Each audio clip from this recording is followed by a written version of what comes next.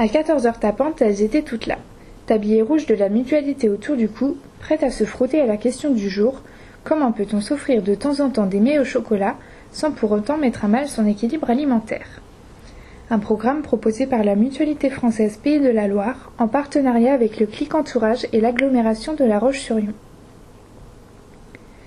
Pour guider nos cuisinières tout au long de la séance, la Mutualité a fait appel à Audrey Le Breton, diététicienne, que les participantes retrouveront au cours des 2 autres séances qui suivront en avril et juin, Je cuisine végétarien et Je cuisine pour protéger mon cœur.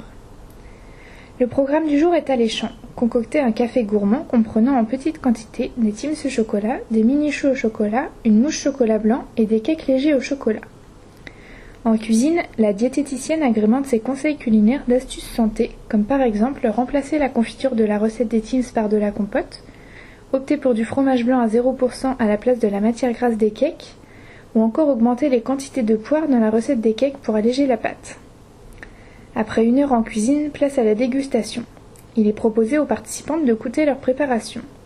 Ce temps d'échange permet à la diététicienne d'aborder de manière conviviale les principes pour équilibrer son alimentation après s'être offert un café gourmand comme celui-ci. Alors comment garder un équilibre alimentaire après un tel encas? Ce rééquilibre alimentaire pourra se faire dès le dîner pour celles qui le pourront ou dans les jours qui suivent. En effet, quand on parle d'équilibrer son alimentation, on se base sur les repas pris dans la journée ou les jours qui suivent. Une précision précieuse qui d'emblée permet d'envisager les choses plus sereinement. Donc au dîner ou pour les repas à venir, moins de féculents ou de produits céréaliers puisque le café gourmand comprenait de la farine. Pas de surplus sucré ni de graisse si possible puisque le chocolat en a apporté. La diététicienne propose alors un exemple de repas de rééquilibrage.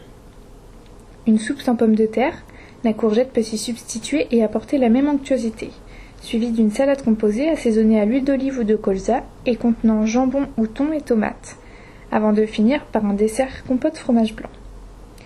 La fin de séance permet ensuite de faire quelques piqûres de rappel sur l'équilibre alimentaire. Quels sont les principaux groupes d'aliments, lesquels sont à privilégier en fonction de quel âge?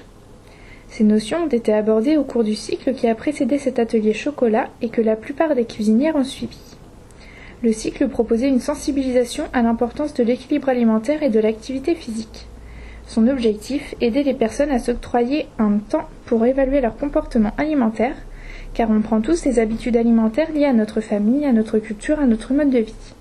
Il ne s'agit pas de tout remettre en cause, mais de voir les pratiques que l'on peut améliorer pour faire rimer alimentation, équilibre et plaisir.